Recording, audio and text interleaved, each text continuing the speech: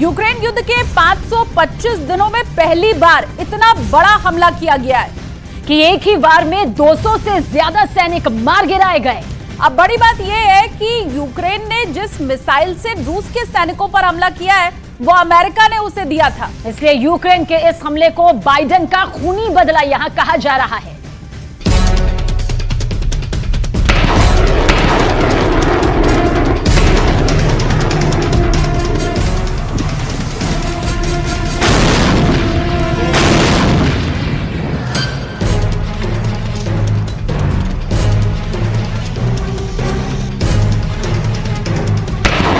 एक सेकंड के अंदर इतना बड़ा नरसंहार हुआ कि पुतिन भी हिल गए।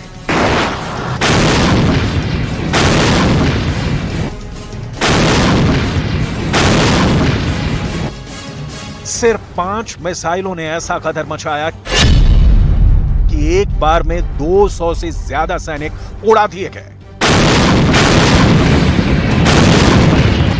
सिर्फ एक भूल ने रूस की आर्मी की बहुत बड़ी किरकिरी करवा दी। पुतिन के सैनिकों की एक लापरवाही 200 से ज्यादा सैनिकों की जान की आफत बन गई।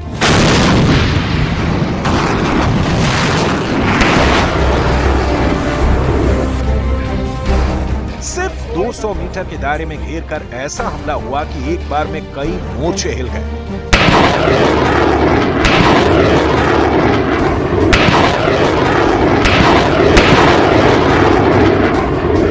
आखिर क्या हुआ? यूक्रेन की इस युद्ध भूमि में और कहां पर एक झटके में कैसे मार दिए गए 200 से ज्यादा रूसी सैनिक? इस हैरान कर देने वाली पूरी खूनी जंग का ब्यौरा हम आपको देने वाले हैं। जब कोई सैनिक जंग के मैदान में उतरता है तो उसकी जान कभी भी जा सकती है, लेकिन रूस के 200 से ज्यादा सैनिकों की जान ऐसे जाएगी कभी किसी ने सोचा नहीं था।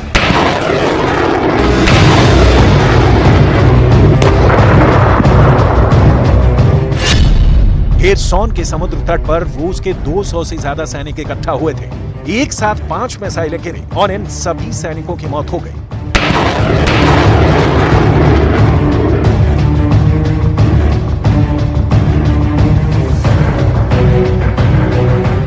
दरअसल इन सैनिकों ने एक बहुत बड़ी भूल की थी। सैनिकों को लगा कि वो अमेरिका के रॉकेट लॉन्चर हिमार्स की मारक रेंज से बाहर है, लेकिन उनका यह अनुमान बिल्कुल गलत साबित हुआ और ये 200 से ज्यादा लोग हिमार्स की रेंज में आ गए।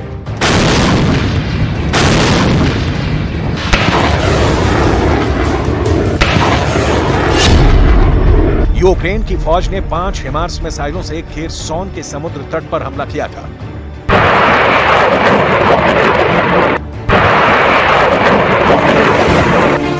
दरअसल खेरसोन के किनारे काला सागर के अंदर एक द्वीप है जिसका नाम है डेजारेल हाच।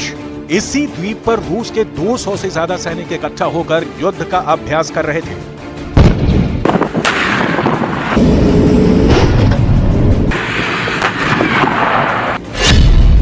दरअसल ये सैनिक फ्रंट लाइन से दूर थे और वॉर फ्रंट से काफी दूर ब्लैक सी में थे। यहां सबसे अहम बात यह है कि आखिर अमेरिका का रॉकेट लॉन्चर हिमार्स मौजूद कहां था। दरअसल खेरसोन के भी 2 हिस्से हैं। एक खेरसोन का वो हिस्सा जो रूस के कब्जे में है और खेरसोन के दूसरे हिस्से पर यूक्रेन का कब्जा है। खेरसोन के इसी यूक्रेनी वाले हिस्से पर अमेरिका का मल्टीपल रॉकेट लॉन्चर हिमार्स मौजूद था।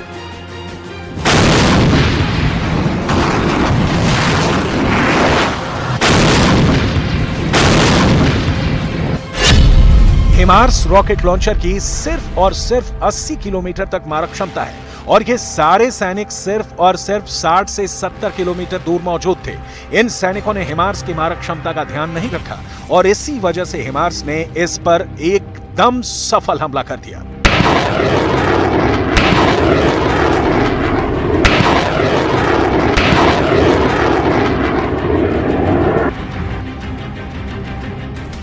तस्वीरों में दिखाया गया है कि कैसे यूक्रेन के रॉकेट लॉन्चर से दागे जाने वाले खतरनाक हथियार काला सागर के अंदर रूस का अस्थायी प्रशिक्षण शिविर आग के गोले में तब्दील करने में सफल हो गए। इसके लिए यूक्रेन को अपने जासूसी विभाग से भी बहुत जबरदस्त मदद मिली है।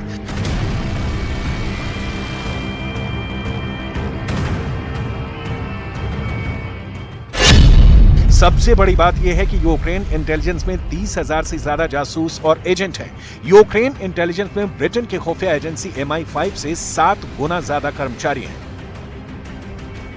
यूक्रेन के रक्षा मंत्रालय की इंटेलिजेंस के हेड काइरिलो बुडानोव भी पुतिन की फोर्स के लिए काल साबित हुए हैं। पुतिन की आर्मी के दर्जनों जनरल अब तक यूक्रेन की जंग में मारे जा चुके हैं और पुतिन के इन सैन्य अधिकारियों की हत्याएं सफलतापूर्वक इसलिए हो सकी क्योंकि इसमें यूक्रेन के इंटेलिजेंस की बहुत बड़ी भूमिका थी। यूक्रेन की सटीक इंटेलिजेंस के आधार पर ही रूस के जनरलों पर हमले किए गए थे, जो सफल हुए। सबसे बड़ी बात यह कि अमेरिका की तरफ से यह भी बात सामने आई है कि रूसी जनरलों को मारने पर अमेरिका की सुरक्षा एजेंसियों के द्वारा भी सटीक जानकारी मुहैया करवाई गई थी। यानी अगर देखा जाए तो यूक्रेन और अमेरिका की इंटेलिजेंस मिलकर काम कर रही है और पुतिन के लिए मुश्किल पैदा कर रही है, और इस बार भी ठीक ऐसा ही हुआ। यूक्रेन की खुफिया एजेंसी ने बहुत खतरनाक प्रहार करते हुए 200 रूसी सैनिकों की सटीक लोकेशन निकाल ली, जिसका खामियाजा आज पुतिन की आर्मी को भुगतना पड़ रहा है।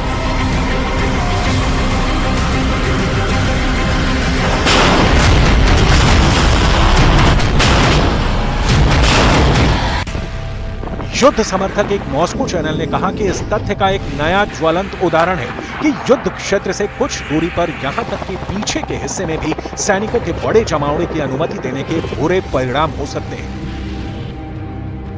मतलब बिल्कुल साफ है, रूस के सैकड़ों सैनिकों का एक जगह पर इकट्ठा होना ही घातक साबित हुआ। दूसरी तरफ हिमार्स पुतिन की आर्मी के लिए पहले भी काल साबित हो चुकी है। रूस की सेना पर एक और घातक हमला 1 जून को हुआ था, जब एक जनरल का भाषण सुनने के लिए सैनिकों की भीड़ इंतजार कर रही थी और तभी हिमार्स का हमला हो गया। इस हमले में 100 से अधिक सैनिक मारे गए थे।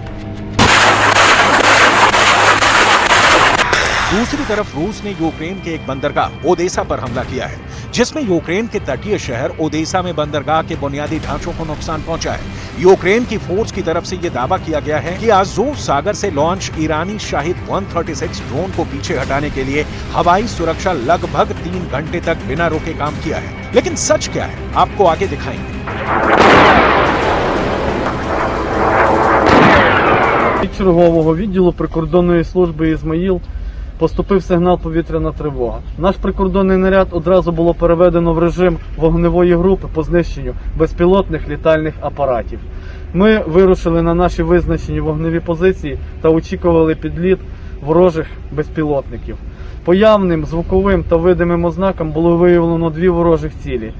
Було відкрито вогонь, внаслідок чого один шахід було знищено.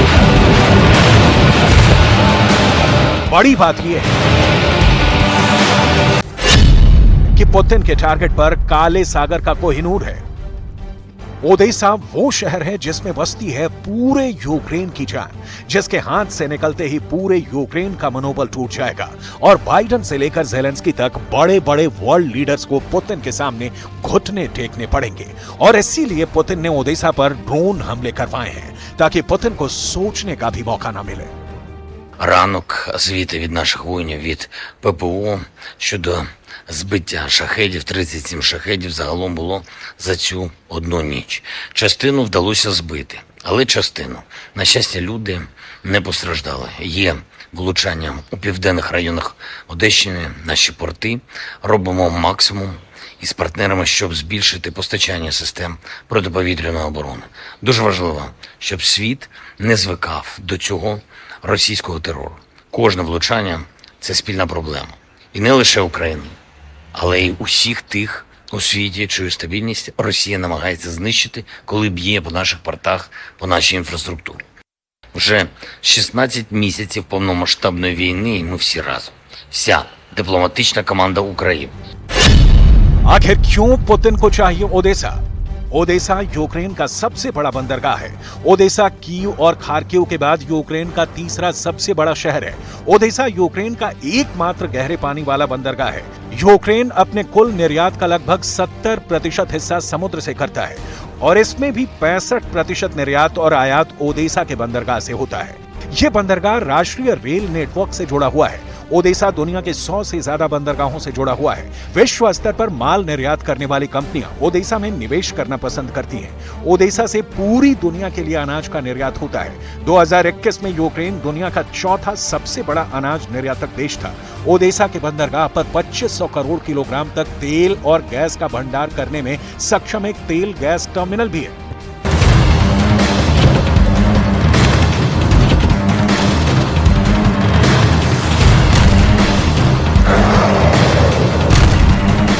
यही वजह है कि ज़ेलेंस्की खुद ओडेसा में कई दौरे कर चुके हैं और ओडेसा में मौजूद यूक्रेन की आर्मी और नौसेना को यह बात साफ बता चुके हैं कि किसी भी कीमत पर ओडेसा का बंदरगाह पुतिन के हाथ में नहीं जाना चाहिए। लेकिन पुतिन ने जिस तरह ओडेसा पर हमला किया है, ज़ेलेंस्की दहल चुके हैं।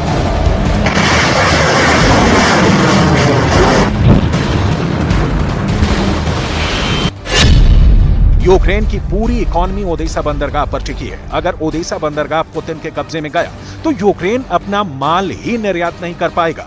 अनाज उत्पादन के बाद भी ज़ेलेंस्की अनाज नहीं बेच पाएंगे क्योंकि निर्यात का समुद्री रास्ता ही नहीं मिलेगा। यूक्रेन का दुनिया से संपर्क टूट जाएगा क्योंकि ओडेसा में रूस की नौसेना यूक्रेन को ब्लॉक कर देगी। पुतिन ये भी जानते हैं कि यूक्रेन ने ओडेसा के अंदर सुरक्षा जबरदस्त तरीके से चाक चौबंद कर रखी है और परिंदा भी ओडेसा में पर नहीं मार सकता है। शायद इसीलिए ओडेसा का चक्रव्यूह तोड़ने के लिए पुतिन ने ईरान के खतरनाक ड्रोन्स की मदद ली है।